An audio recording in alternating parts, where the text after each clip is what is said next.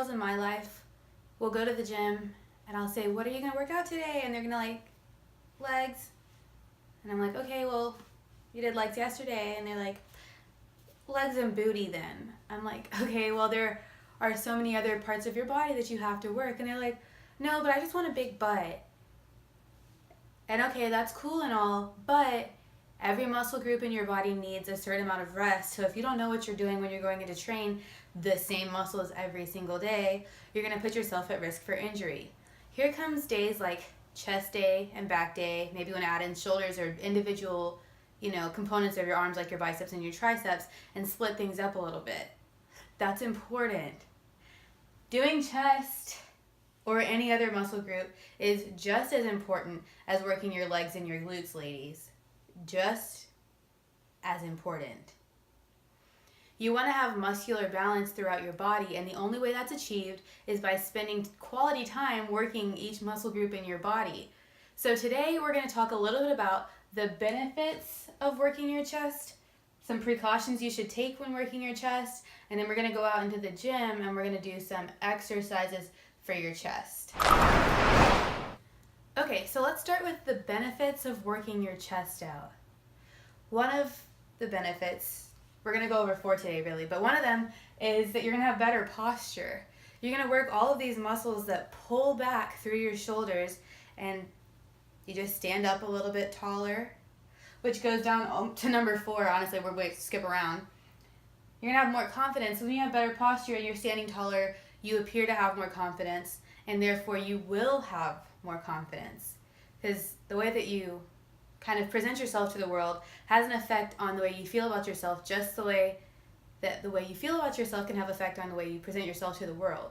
So when you're a little bit stronger and you've been training more than just your legs, you're going to have better posture, which is going to improve your confidence. So that's 1 and 4, check, right? Number 2 is you're going to have perkier boobs. And I don't know anybody who doesn't want perkier boobs. Like, when you build these muscles up behind the fatty tissue of your breasts, it's going to lift them up a little bit and make them perkier. So that number 2 right here by itself could be like the number 1 reason you're going to work chest at least once a week from now on, okay?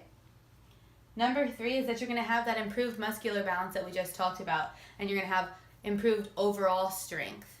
So your muscular balance is when you equally train the muscles in your body to be strong together. You're going to have more functional strength. You're going to have more strength in your day-to-day. Everything that you do in life is going to be a little bit easier because you're making more parts of your body strong. So better posture, perkier boobs, improved muscular balance and overall strength, and then a confidence boost. These are the benefits of adding a chest day once or twice into the week of your workout routine. So with chest day, as with any other workout program aspect, you want to take a few precautions before you go in this gung-ho and getting started with everything. You want to stretch before and after. Just like with any other workout, I would recommend active stretching beforehand. So anything moving, you could arm swings back and forth. And then at the end of your workout, you're going to want to do a static stretch, which is basically when you're still for about 30 to 45 seconds in each pose to give that muscle a full stretch as part of your cool down. That should be the very last thing that you do as part of your cool down. So if you're stretching your chest and you want to do a cool down stretch, I would recommend grabbing a wall, palm down, and then walking away from your hand. It's going to give a nice stretch through that pec right here. I'm sorry if that looked really awkward, but I mean, that's how you want to stretch your chest. What happens if you don't stretch? So if you don't stretch, these muscles, because your chest inserts right into your shoulders essentially, these muscles are going to pull you forward and they're going to ruin that good posture that you're supposed to be getting from these workouts. It's going to pull you over so you're going to be a little bit hunched. When you're stretched out, you stand up tall like this. When you're not stretched, those muscles pull you in. And then, you look kind of sloppy, I guess. So that's what happens if you don't stretch. So Just make sure you stretch beforehand to warm up, and then stretch those muscles out at the end. And even foam roll, if you have a foam roller, if your gym has a foam roller, make sure you utilize that right through here, making sure not to get on the bone, and just hold that there for 30 seconds until you feel that little release from the tension point. How often should you train chest? Personally, I train chest once or twice a week, kind of depending on how I'm feeling and how heavy I go on other days. Your chest muscles need anywhere from like 24 to 48 hours to recover. So they're small, they recover pretty quickly, but that doesn't mean you should replace your legs every day with chest every day to get your perkier boobs. Again, it's all about balance. So 1 or 2 days a week is perfectly fine for training chest. So now's the fun part. We're gonna go out into my garage, which Sandy let me turn into like a little mini gym.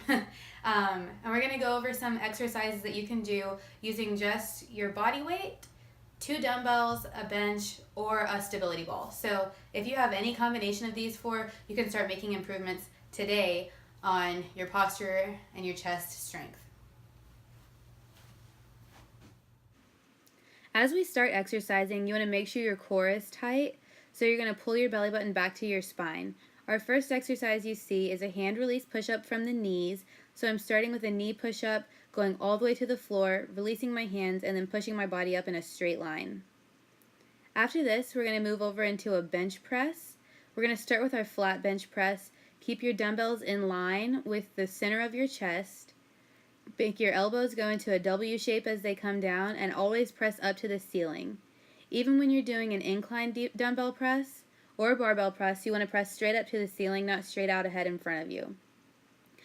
Incline press works the top of your pec, and then as you move into a decline, it works the bottom. It's like very, very hot out here because it's Florida and it's June. So it's probably like 90 something degrees. I can literally feel my hair like, and I'm already sweaty. Like I feel like I've barely gotten started, and I'm like, so sweaty already. Who else can relate to that? Like, do you work out outside? Where do you work out? I usually go to the gym, but I don't like to film in the gym. So I'm using like the space that I train some of my clients in, and I'm melting. So in your decline press, you want to do it the exact same as your flat or your incline. You can also do a flat bench press on a stability ball, which I forgot to record, but you just keep your core tight just the same as on a regular bench. Here you see a hammer press to fly, and then a regular dumbbell fly. With the hammer press, you're going to keep the dumbbells vertical instead of horizontal. This is going to work more of your triceps, but when you open up into the fly with each rep, you're going to work your chest as well, or you can stick to a regular fly without the hammer press between each rep. Our next exercise is going to be a dumbbell pullover. So you're going to work your way down the bench. You want to make sure that your core is super tight by flexing your glutes almost as a glute bridge, which will work your glutes, ladies. And then you're going to let the dumbbell go behind your head, keeping your arms as straight as possible and pulling straight up. I recommend starting with a lighter weight here until you feel like your strength is where you can pull a heavier dumbbell over your head without dropping it and hurting your shoulders. Before we go, I do want to talk about a couple of things you don't have to worry about when you're training chest. A lot of, not complaints, but concerns that I get from especially female clients when it comes to training chest on a regular basis is that they don't want their boobs to get smaller, they don't want their boobs to get bigger, or they don't want to have a manly chest. So all 3 of these things tie in together, and that's in the way that you eat, how many calories you take in each day, because your boobs themselves are just pockets of fat basically. So if you lose a lot of overall body fat, your boobs are going to get smaller. If you gain a lot of overall body fat, your boobs might get bigger. And again, with losing them, your chest muscles do become more pronounced, so that's what can give you more of a like bulky or manly chest appearance. So if you keep your macros under control, or however you track your food, if you keep your weight about where you want it to be, or your body fat percentage about where you want it to be, you're not going to have to worry so much about having smaller boobs, bigger boobs, manly boobs, whatever. You're just going to have more perkier breasts from the added muscle under your breast. Does that make sense? All right, that's all I have for you today. Thanks so much for watching. If you enjoyed this video, give it a thumbs up and go ahead and subscribe. Let me know in the comments down below what muscle group I should focus on next for a video. And head over to curlsandsquats.com/blog for more tips and tricks. Don't forget, if you ever have any questions at all, I am always available for help. I am a certified personal trainer, and my passion lies in helping you reach your fitness goals. Have a great day.